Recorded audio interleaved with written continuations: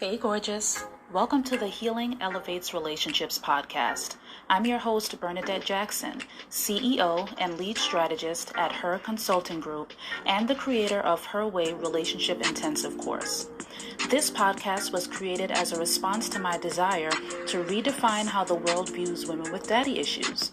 I release a new episode every week, so expect to hear me and my guests discussing topics, sharing stories, and gaining insights from the perspective of a fatherless daughter and the people who love and support us. If this is your first time here, here's what I want you to know. You deserve amazing relationships, and nothing you've done or experienced disqualifies you from that. But here's the thing.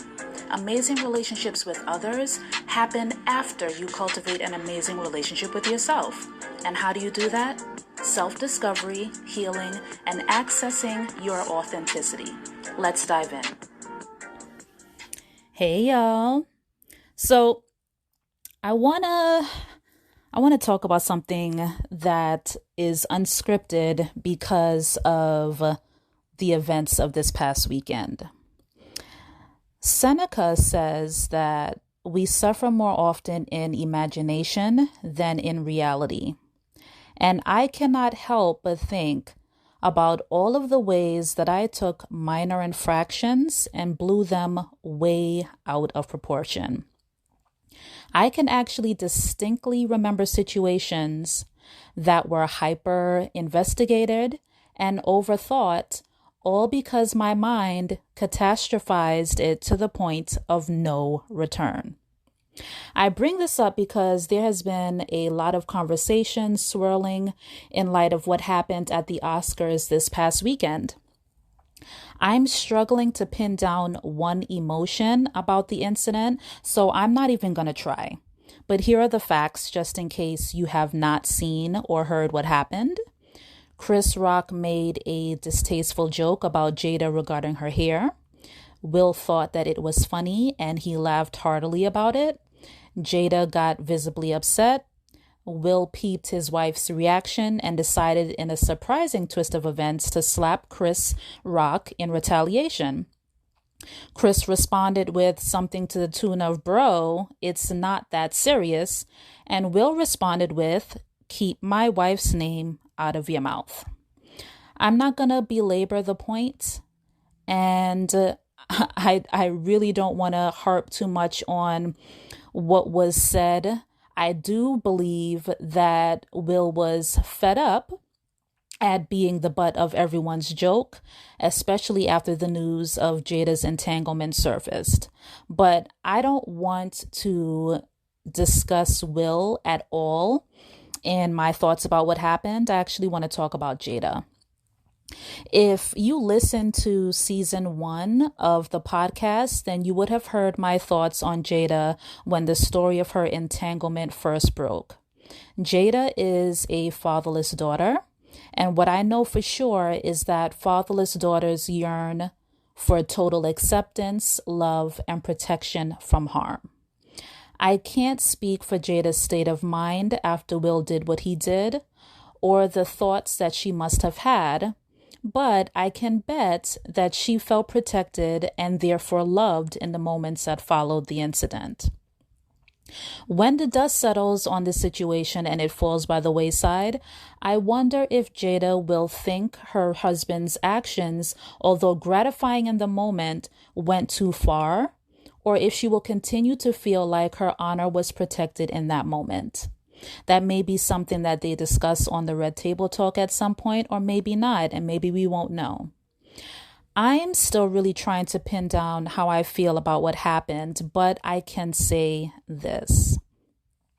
If I were Jada and someone had made a joke at my expense about something that I both have no control over and also have big emotions about, I would have loved for my man to do exactly what Will did.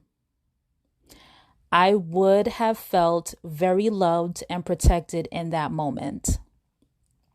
My highest self would like to believe that there was a nonviolent but equally as gratifying way for my honor to be protected. However, the little girl in me who has never once felt protected by a man growing up would have been beaming with pride and screaming, "That's my man, y'all. That's my man." We suffer more often in our imagination than in reality takes on a whole new meaning when I think about how Jada must have felt in that moment from both the healed and the unhealed perspectives.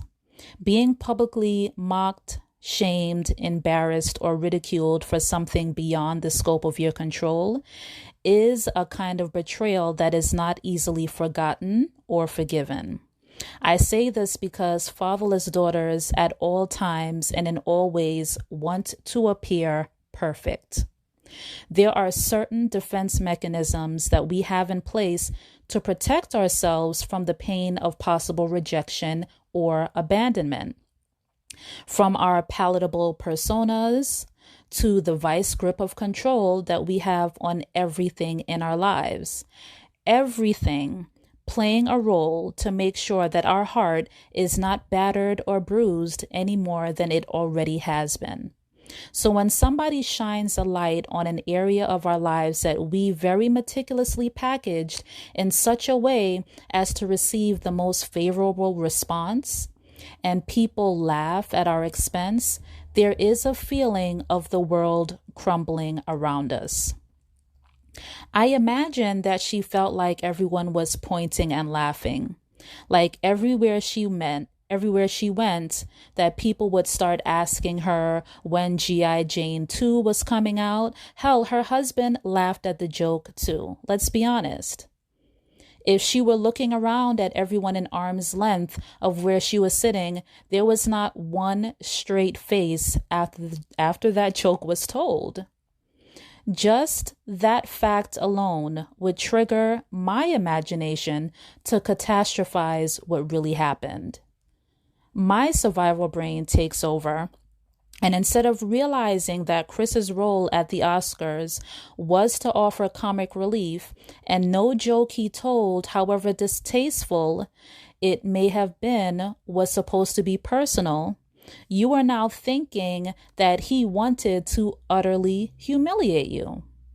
Instead of seeing the way Will defended your honor as something all husbands should aspire to, your survival brain may be telling you that everyone is thinking you can't take a joke and Will took things entirely too far. There are so many ways that our imagination creates more suffering than is necessary for us.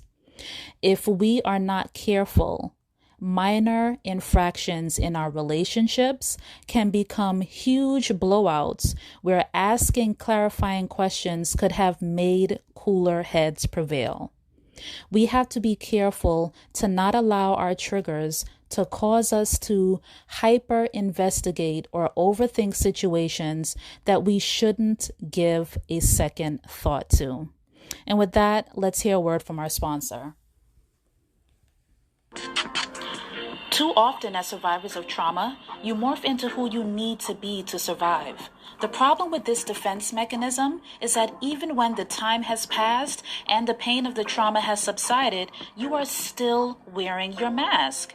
Your most authentic self is tucked away far beneath the surface, and although you yearn for deep connection, very few people know the real you. With everything you've experienced, it can be hard to take off that mask and be free. And let's be honest, sometimes it's easier and safer to have it on. That's why I wrote Access Authenticity. This 75-day journal and strategic guide will guide you through over 170 deep reflective questions so that your most authentic self can stop being your secret identity and start being your truest identity. You deserve amazing relationships, but you won't experience them if nobody ever gets to see the real you. Head on over to Amazon today and get your copy of Access Authenticity Journal Plus Strategy. Now let's get back into this week's goodness. So as I was listening to the different stories, the different perspectives of what happened with Will and Chris Rock, it reminded me of a situation that I was asked my opinion about a few weeks ago. And I had already given the woman my advice on this, and this wasn't even something I planned to share. But in light of what happened, I think that this is definitely something that you may find some value in. So I received a Ask Bernadette question from a woman who has been married for a few years to a man that she describes as the man of her dreams.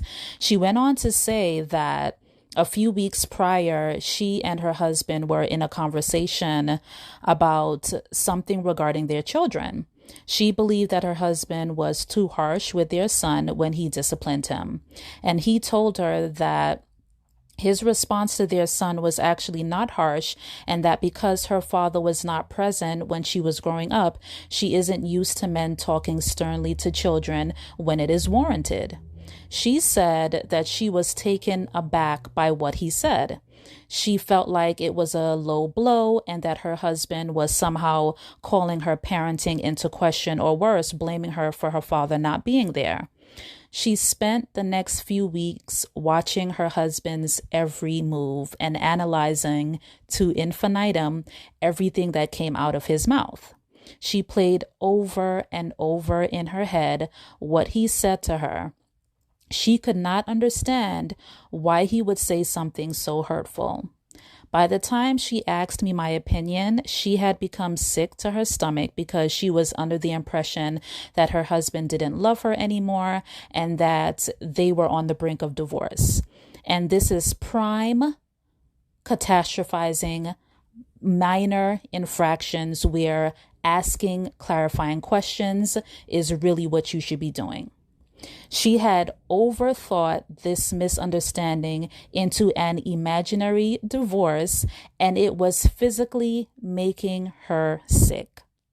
In all this time, she had not done the one thing that would have quieted her mind. She had not asked for clarification of her husband's meaning.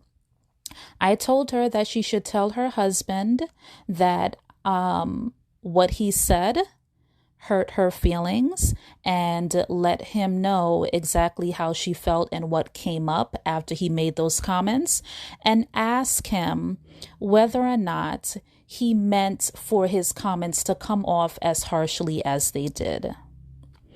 Once she did that, she found out that her husband, who never wanted to make her feel like her father's absence diminished her value in his eyes, was trying to highlight that anything you have never experienced will seem exaggerated until it becomes normalized.